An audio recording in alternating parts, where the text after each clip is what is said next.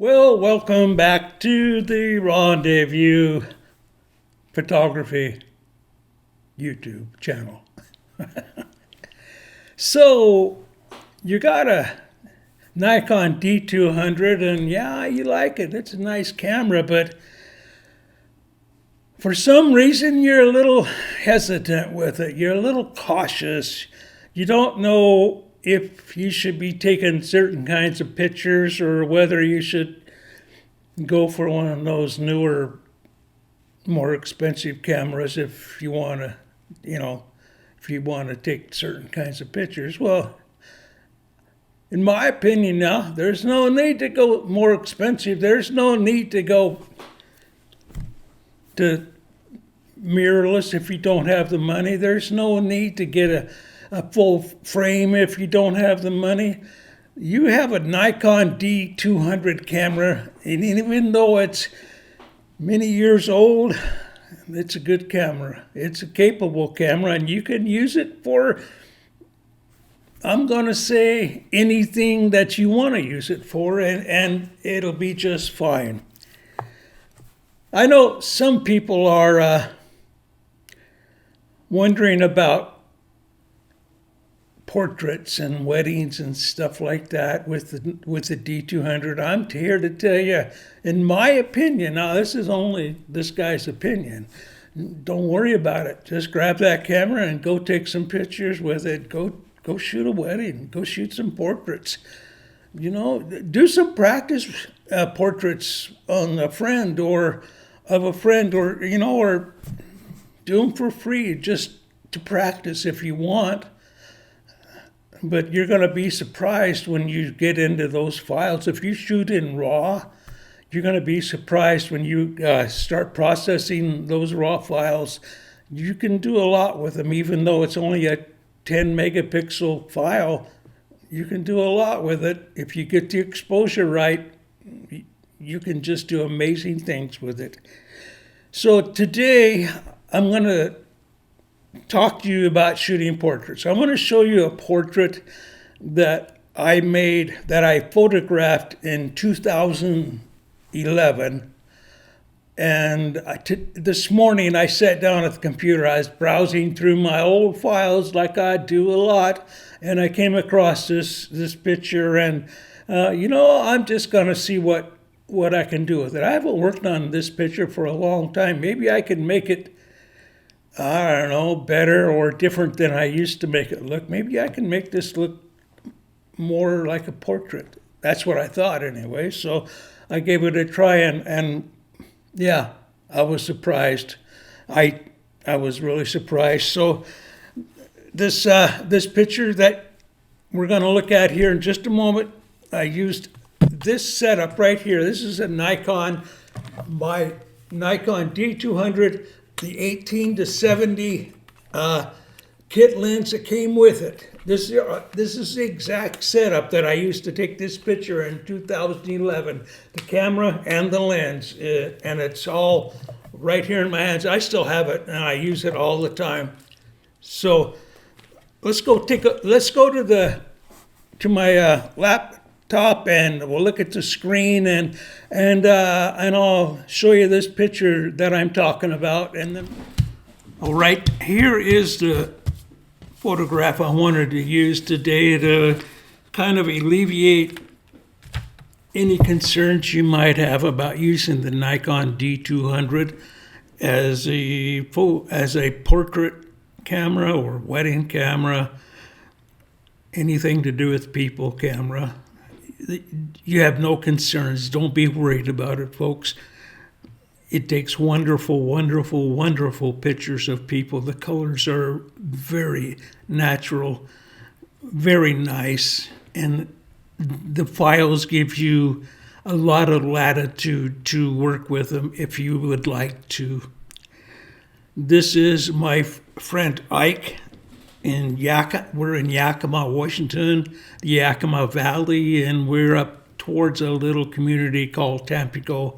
This is his farm and his corral, and we were on our way to the mountains to look for some deer and maybe some elk, and decided to do a quick little photo shoot while we let the truck warm up a little bit.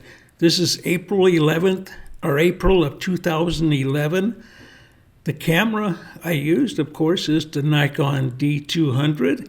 The lens is the 18 to 70 kit lens that came with the camera. It's shot at 50 millimeter, and that would be 75 millimeter if you figure in the crop sensor. Shutter speed was 1/250th of a second. The aperture was f6.3. ISO was 200.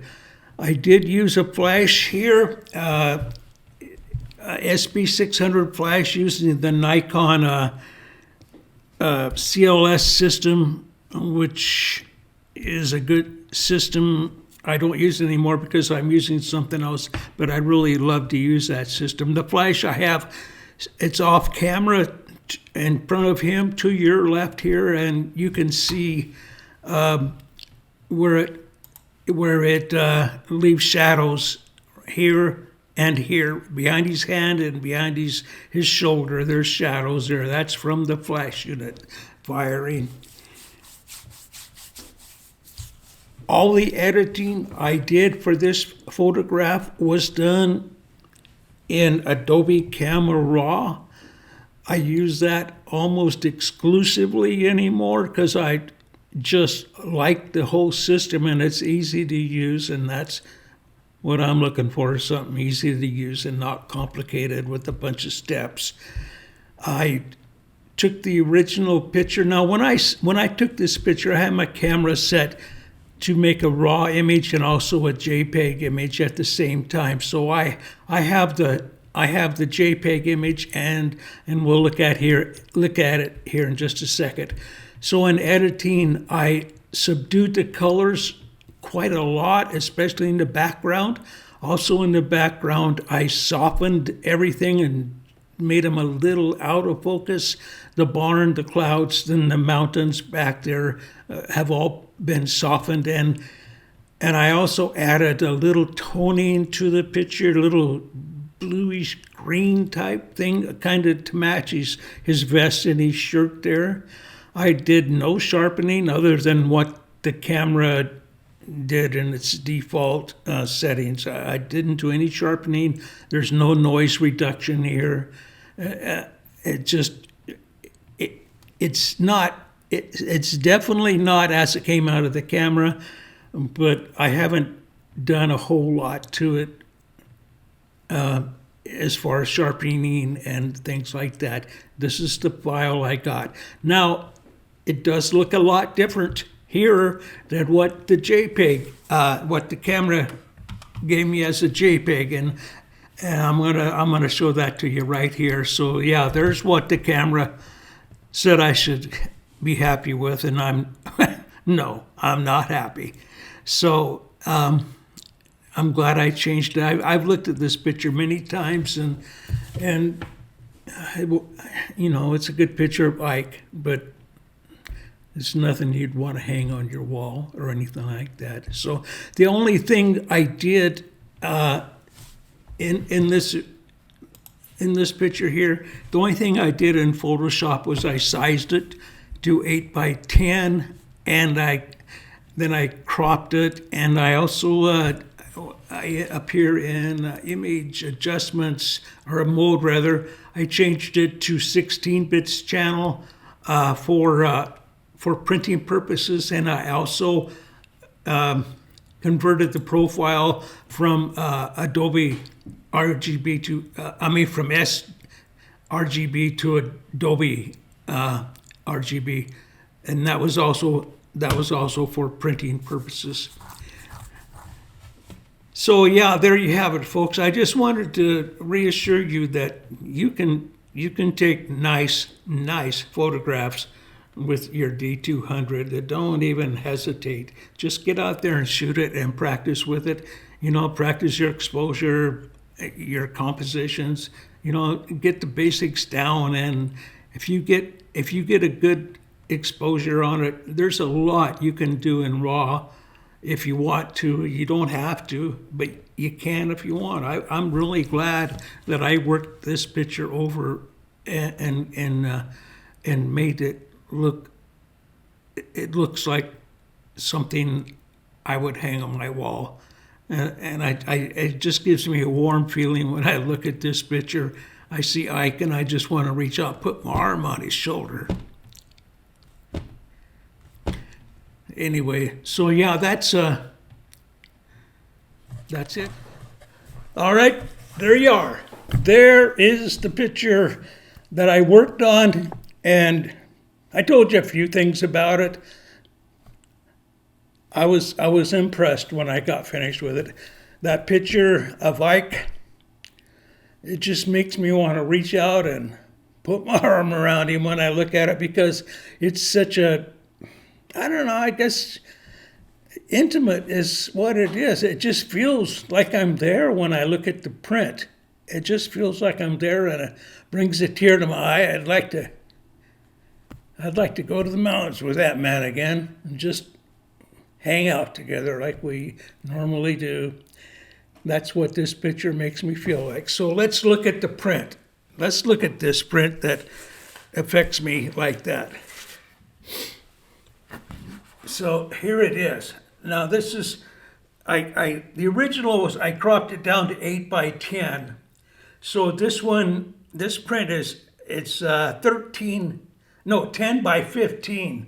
That's what this picture is right here. I made it as big as I could to fit on 13 by 19. It's Epson cold pressed natural paper, printed on my SC800 Epson printer. Great picture. It is. Look at, it's just sharp and just beautiful. It's a beautiful print. I'm so happy with this. I'm probably gonna, maybe I might even frame this one, I don't know, and hang it up in my office. So there you go. I hope you guys enjoyed this little video. When I worked on this picture this morning, or when I did editing, I thought, people shouldn't be afraid to edit the D200 files. There's a lot you can do with them. Yep, it's a great picture. Thanks for coming by, and I'll see you next time. You guys take care. Have a good week. See you later.